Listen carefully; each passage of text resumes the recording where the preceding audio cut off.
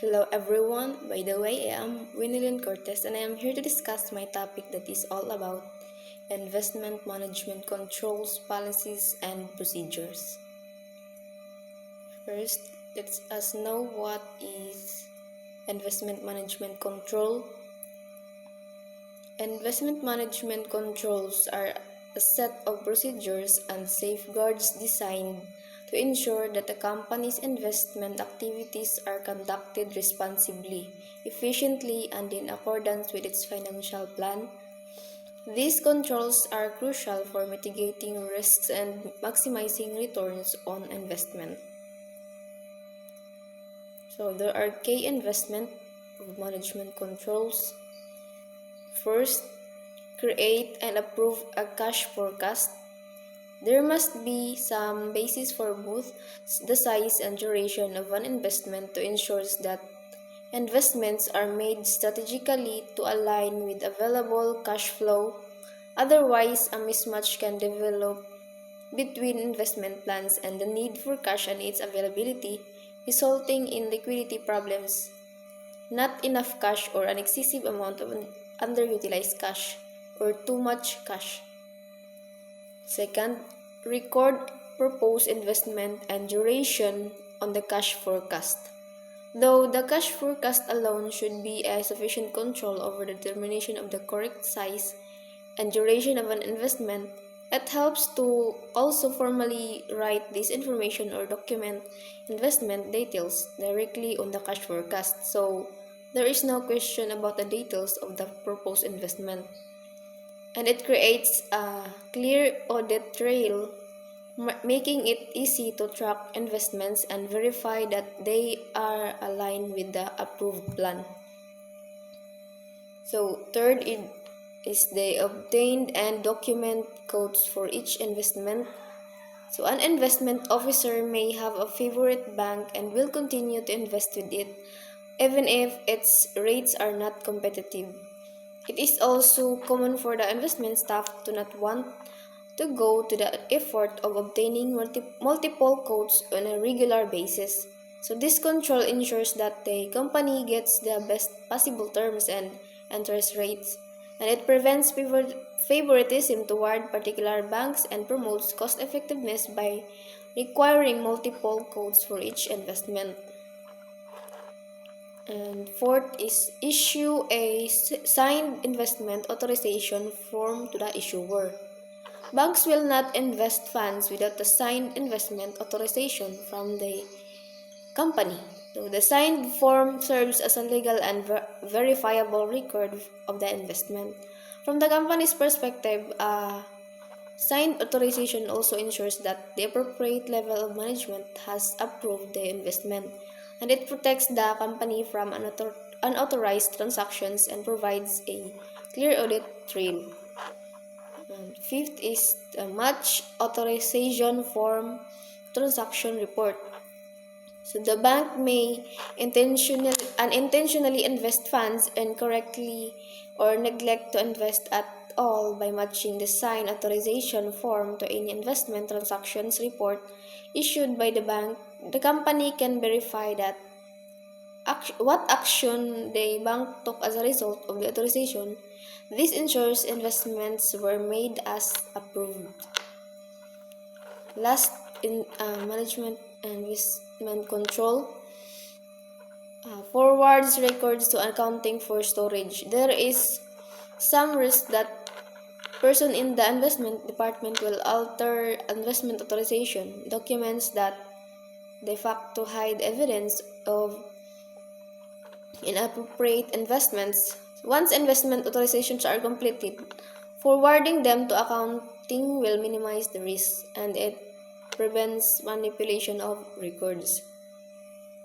So in addition to the basic process flow just noted, the following controls are also useful for ensuring that the documented investments were actually obtained and stored.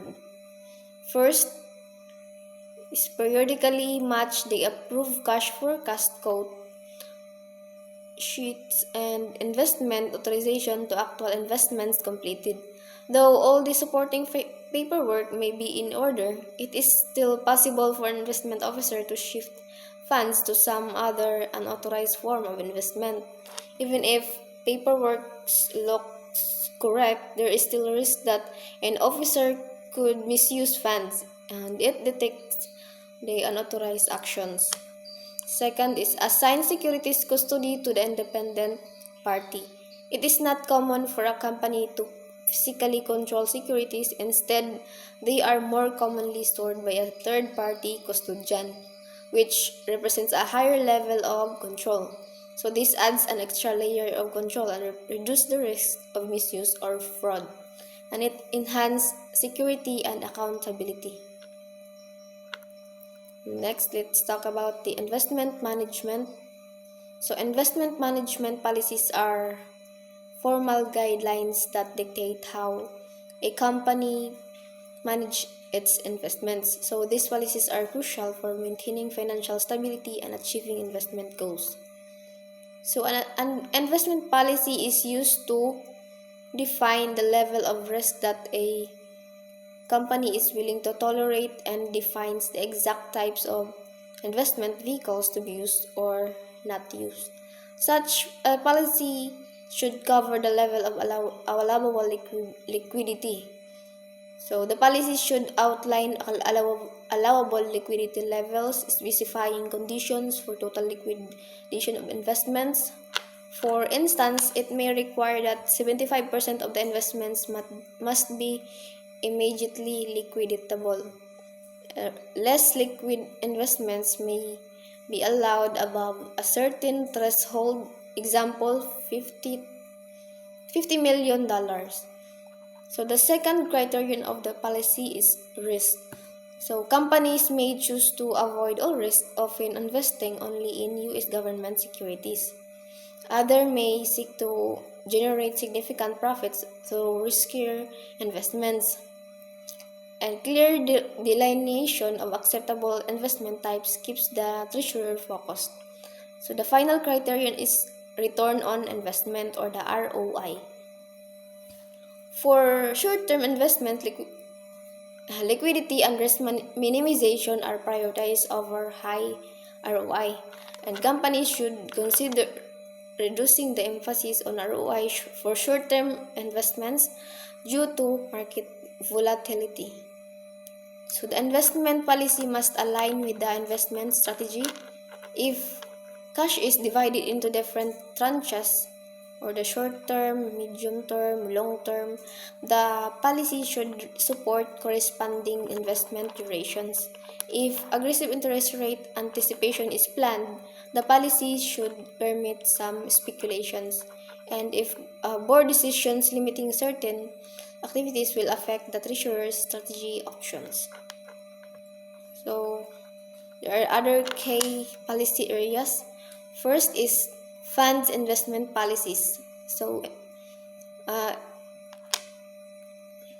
minimum investment and liquidity, at least a specified amount must be invested in overnight and negotiable marketable obligations to ensure liquidity. So it ensures to the company the sufficient cash on hand to meet short-term needs. Next is maximum investment in liquid assets.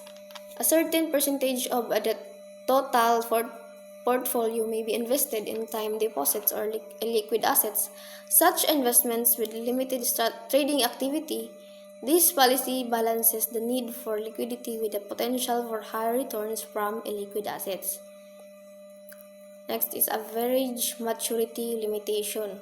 So the average maturity of the investment portfolio shall be kept at a specified number of years with specific limits for different investment types. This helps manage interest rate risks and ensures a balanced portfolio across maturities.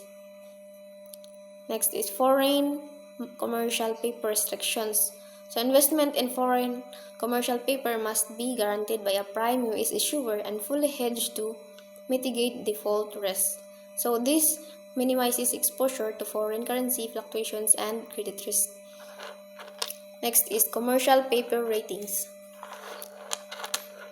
Investments limited to companies with long-term senior debt ratings of A or better to minimize default risk. Next is bank CD limitations. Investment in bank certificates of deposit only from banks with capital accounts exceeding $1 billion to reduce default risk. And next is government-backed investments. Investment may only be made in securities backed by U.S. government debt obligations for risk-averse companies. So, this provides a high level of safety and stability. Last is secure storage of securities. Securities must be stored with an accredited third party to enhance security, and it prevents theft or loss. Second, investment accounting policies. First, reporting gains, losses. Unrecognized gains or losses on held-to-maturity securities must be reported to the board or the board of directors. So, this ensures transparency and accountability for investment performance. Held-to-maturity classification. Debt securities can only be classified as held-to-maturity if sufficient investments are available to cover budgeted short-term cash needs. So this prevents manipulation of earnings by classifying assets incorrectly. So number 3 types of policies is the transfer policies. Notification of portfolio shifts. Board must be informed of significant shifts in security designations among portfolios and their income impact. So this ensures that the board is aware of any changes in investment strategy. Authorization for designation changes. Transfers out of the held-to-maturity portfolio require board approval to prevent misuse of funds and ensure that such changes are consistent with the company's investment strategy. 4 types of policies is marketable equity securities policies. So, trading securities designation. All securities purchases must be designated as trading securities at the time of purchase to avoid manipulating earnings by classifying them as held-to-maturity. Permanent loss recognition. Losses on available-for-sale securities must be recognized immediately to prevent earnings manipulation and ensure transparency. Ethical standards for sales. Available-for-sale securities should not be sold solely to recognize gains, promoting ethical management behavior and prevents short-term speculations. Number 5 type of policies is the policy alignment and backtesting. So, investment policies should reflect market realities. Backtesting with historical records can help refine policies and improve alignment with market conditions. So, regular reviews are recommended to adapt ongoing changes, and this ensures that policies are effective and based on real-world experience. Lastly, let's discuss about investment management procedures. So it is detailed guide to efficient cash management. First is the objective. Invest excess cash in high-quality short-term investments to optimize total return while meeting corporate liquidity needs. First procedure is liquidity provisions. Number 1, minimum investment. So at least $80 million must be invested in overnight investments and in negotiable marketable obligations of major U.S. issuers. Number 2, maximum investment. No more than 50% of the total portfolio can be invested in time deposits or illiquid investments, example, commercial paper. Next procedure is diversification limits, general limits on non-government issuers. Number 1, U.S. government and agencies. So, no investment limit. And number 2, domestic bank certificates of deposit. So, it must only be $30 million limit, a $30 million limit for top 10 bank or capital is $800 million. And $20 million limit for second-tier banks. So the capital must be $350 to $800 million. And $5 million limit for other banks. So capital to $250 million. Third is foreign bank obligations. So 15 million limit for Canadian banks and 10 million limit for other foreign banks with an aggregate limit of $75 million. Fourth, domestic commercial paper.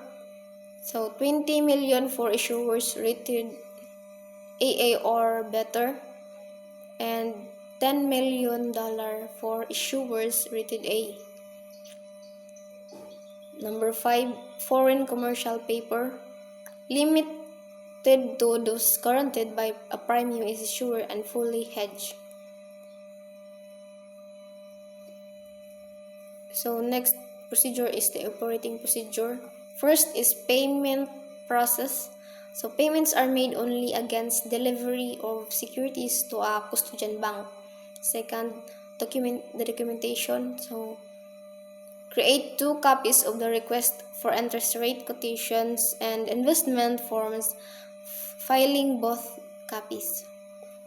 And forward original forms to the treasury clerk. Third is the authorization matching. So match investment transactions reports from the bank with the investment forms and quotations and address any discrepancies with the bank. Fourth, record keeping. So assemble cash forecast request for interest rate, quotations, and investment form and transaction report into a single packet. And create a copy for filing and forward the original to the general ledger accountant. Last procedure is the accounting procedure. So first is the transaction recording. So record a credit to the cash account and debit to the investments account upon receipt of the approved investment packet. And update bond ledger report for bond investments and stock ledger report for stock investments. Lastly, stamp the investment packet and as entered and file it appropriately. So that's the end of the discussion. Thank you for listening.